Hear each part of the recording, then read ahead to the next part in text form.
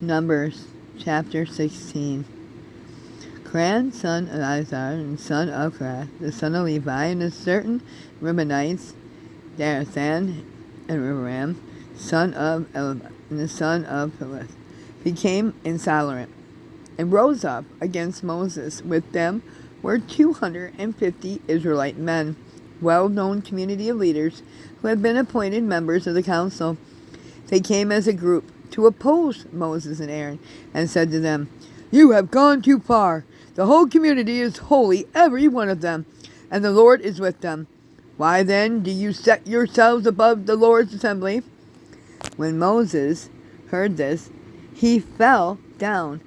Then he said to Korah and all his followers, "In the morning the Lord will show who belongs to him and who is holy, and he will have that person come near him. The man he chooses, he will cause to come near him. You, Korah, and all your followers are to do this. Take censers, and tomorrow put burning coals and incense in them before the Lord. The man the Lord chooses will be the one who is holy. You Levites have gone too far." Moses also said to Korah, "Now listen, you Levites. Isn't it enough for you that the God of Israel has separated you from the rest of the Israelite community and brought you near to himself to do the work of the Lord's tabernacle, to stand before the community and minister to them? He has brought you and all your fellow Levites near himself. But now you are trying to get the priesthood too. It is against the Lord that you and all your followers are banding together. Who is Aaron that you should grumble against him?" Then Moses summoned Dathan and Abiram, the sons of Eliab. But then they said, "We will not come in. Isn't it enough that you have brought us up out of the land flowing with milk and honey to kill us in the wilderness? And now you want to the Lord over us? Moreover, you haven't brought us into the land flowing with milk and honey, or given us an inheritance of the fields or the vineyards. Do you want to treat these men like slaves? No, we will not come."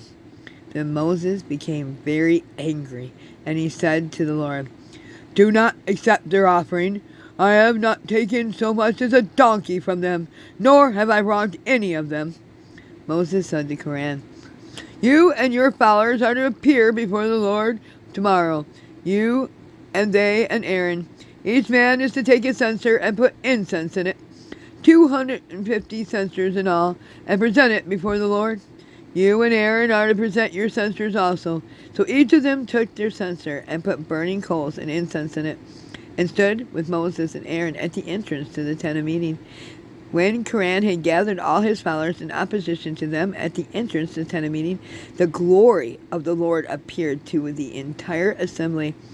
The Lord said to Moses and Aaron, "Separate yourself from this assembly, so I can put an end to them at once." But Moses and Aaron fell face down, and they cried out, O God, who gives breath to all living things, will you be angry with the entire assembly when only one man sins?" Then the Lord said to Moses, "Say to the assembly, move away from the tents of Korah, Dathan, and Abiram." Moses got up, and he went to Dathan and Abiram. The elders of Israel followed him. He warned the assembly, "Move back from the tents of the wicked men. Do not touch anything belonging to them, or you'll be swept away because of all their sins." So they moved away from the tents of Korah, Dathan, and Abiram. Dathan and Abiram had come out and were standing with their wives, children, and the little ones at the entrance of their tents.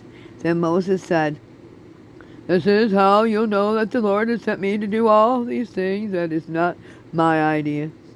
If these men die a natural death and suffer the fate of all mankind, then the Lord has not sent me. But if the Lord brings about something totally new, and the earth opens its mouth and swallows them with everything that belongs to them, they go down alive into the realm of the dead, then you will know that these men have treated the Lord with contempt."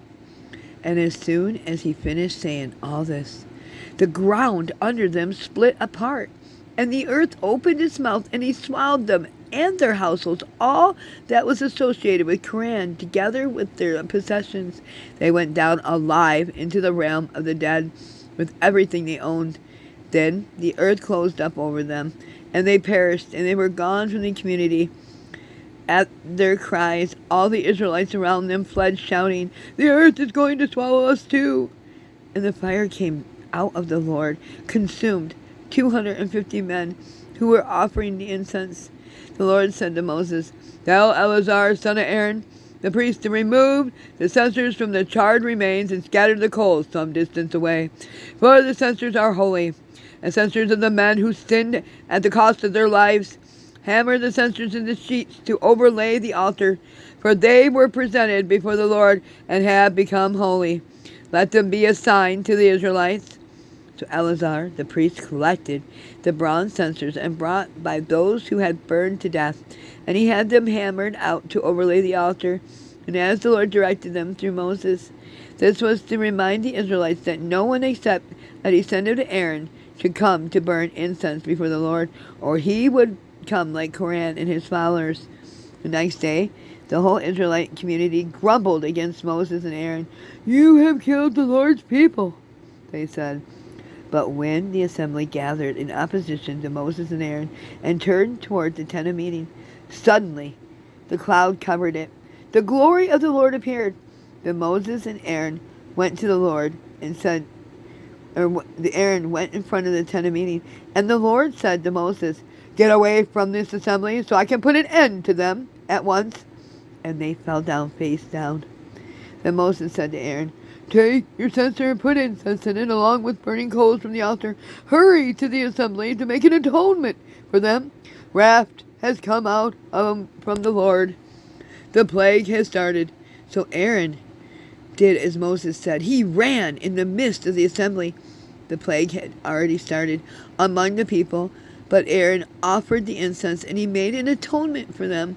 He stood between the living and the dead, and the plague stopped. But 14,700 people died from the plague, and in addition to those who had died because of Quran.